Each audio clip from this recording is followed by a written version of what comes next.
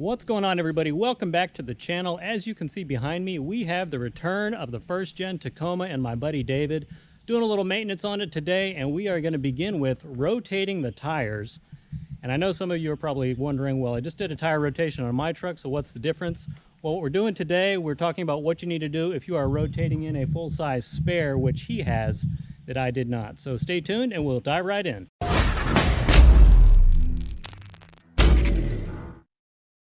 Okay, and the method we are going to be using is we are going to take his full-size spare.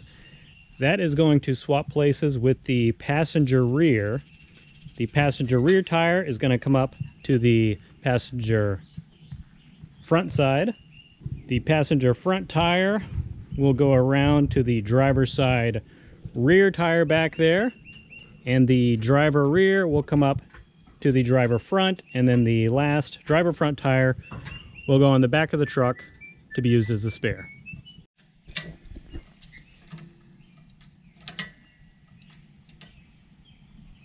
That's plenty. Let's see if I can get the jack stand under. So today we will just be using a regular floor jack with jack stands, and we are just going to sort of go around this tire by tire. So once we take the spare off, we're going to go ahead and remove the rear tire and get started from there.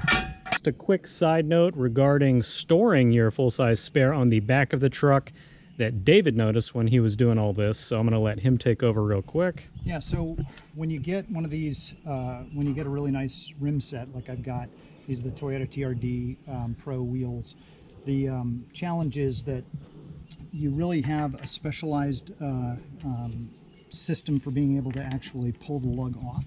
So it comes with its own socket. And the other thing that's interesting about this is because of the value of the wheels, I put locking lug nuts on, but locking lug nuts usually only come in sets of 4.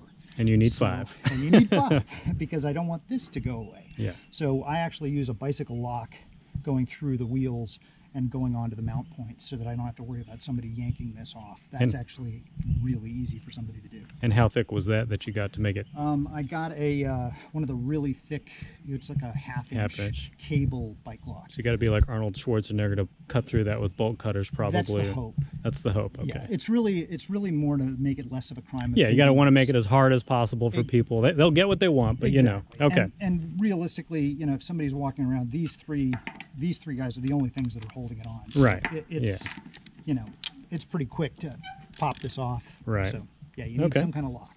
All right, good to know. We are going to go ahead and show you just what a few miles can do and why you need to rotate your tires on a regular schedule to keep them lasting as long as possible.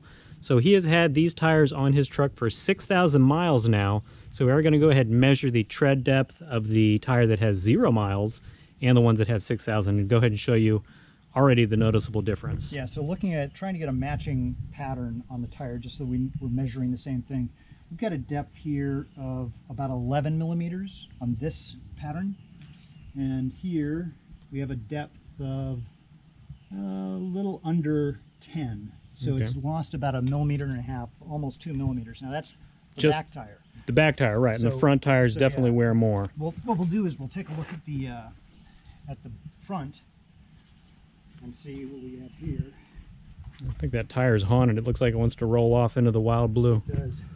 All right, so front tires wear more because of the engine weight, turning, all that fun stuff. And here, looking for the same, oh, there it is.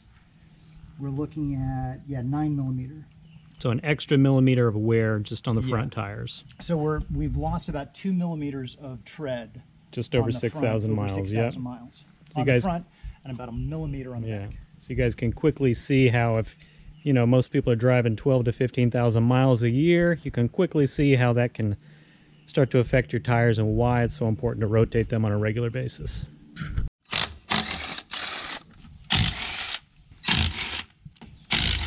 That's for the keyed one, right? Correct.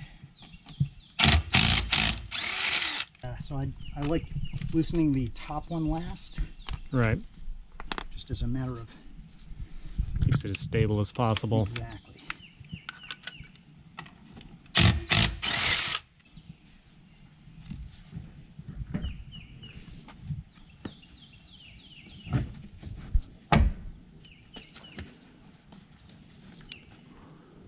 That's one off. And while the tire is off, this is an excellent time to go ahead and hit it with some brake cleaner. Might as well.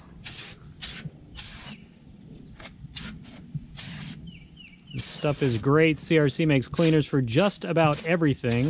A few bucks. I will put a link in the description below where you can get yours. David wanted some alone time with the tire, but I couldn't resist as he struggles to get it back on. There's got to be a better way of doing this. There's got to be a better way. Wait, you did this. I did this. This involves Get intimate with the tire. And lifting with your legs. Give it a firm yet romantic grip. Pretty much lift with your whole body, and you can. Your eyes are lined up so you can see the lug nut or the studs there. There it is. It's a lot easier. It's a lot easier. All right. Feels silly the first time you do it, but it saves you a lot of hassle. Oh, yeah. And when putting your tire back on, he is just going to hand tighten this with the socket because the tire is still in the air. You don't want to put too much torque on it and risk, moving the truck at all. So he is starting at the bottom, getting that one hand tight, going directly down from that one, sort of like a star pattern.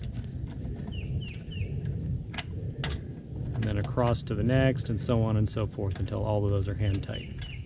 Then once the truck's on the ground, go ahead and crank them down to full torque specs.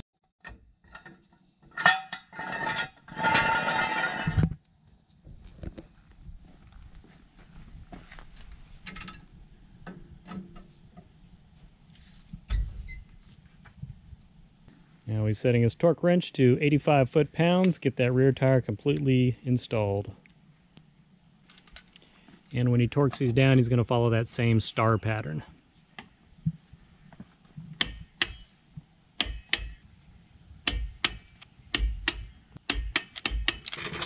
And for the front, he is going to lift directly from his skid plate. We are using a 4-inch 4x4 block, just to make it a little easier.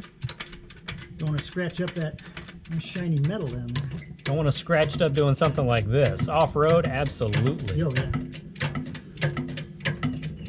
Were your skids steel or aluminum? Oh, they're steel. Okay, yeah. And the other aspect of this is that you put the wood in there so it's not gouging, and it's also displacing the weight across the evenly. area. Yep. This jack has a very, very tiny cup. Maybe it's cold outside. Yeah, and maybe it's got a really, really tiny arm to jack up. That too. Just gives you more of a workout. Yeah, exactly. There it is. It's about 1 inch off the ground over there. Hey, so can you put the camera down for a minute and give me a hand? Just put another pump on that, on the jack. Usually people take me out to dinner once or twice before requesting that of me, and it's usually not a man. But I'll make an exception this time. Appreciate it. There we go. That's good. Good? That's good. Okay. 2,000 years later. And as you guys can see, we are all wrapped up. Got what was the front driver's side. Back here's the spare. And he's putting his TRD cap back on. And he had to align this perfectly because It's got to be level to the ground, man. if that's not parallel, he's not going to be able to sleep at night. So Exactly. Looks beautiful. Well done. So we are all finished. Everything is torqued down. David is driving his truck around the block real quick just to get some weight on the wheels, get everything settled, and we're going to recheck all the torque specs on all the tires just to be safe.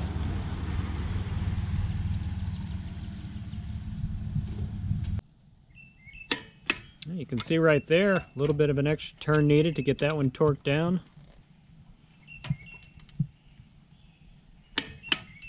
And same on that one. That's 3 out of the 6 on the front tires so far.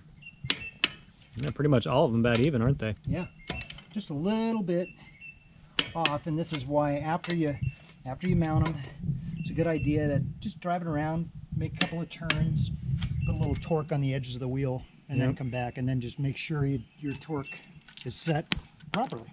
Locked all the way down. Yeah. All right, everyone, thanks for stopping by. I hope you enjoyed this video. If this is your first time stopping by, please consider subscribing. I do upload at least 2 Tacomaholic videos every week, so stay tuned for that. We do have at least probably 3 or 4 more videos planned for maintenance and other stuff with this first-gen Tacoma specifically. Hope you enjoy the rest of your weekend. Help me grow the channel by sharing it on social media with your friends and family, and I will see you in the next video. And now for something completely different. It's recording. Stop recording. GoPro, you fucker. Stop recording. What happens after the passenger front side? Then it goes to the driver rear, Okay. and then driver rear goes to driver front. It's so quiet out here. There's no planes flying overhead. It's nice. You make it sound like a problem. It's weird. I'm like, it's so silent. Hey, so I'm digging the new GoPro. Dude, I love this thing. The technology in this versus I had a original Hero. It's amazing. One of the coolest features is it's voice activated. So check this out. Sometimes I like to talk to it like it's my lover. GoPro, turn on. GoPro, turn on for daddy. GoPro, turn on. GoPro! Yeah, I wish the voice activation would have worked earlier, but now that I have it on, I have no idea how to turn it off. I think you just say that. GoPro, turn off.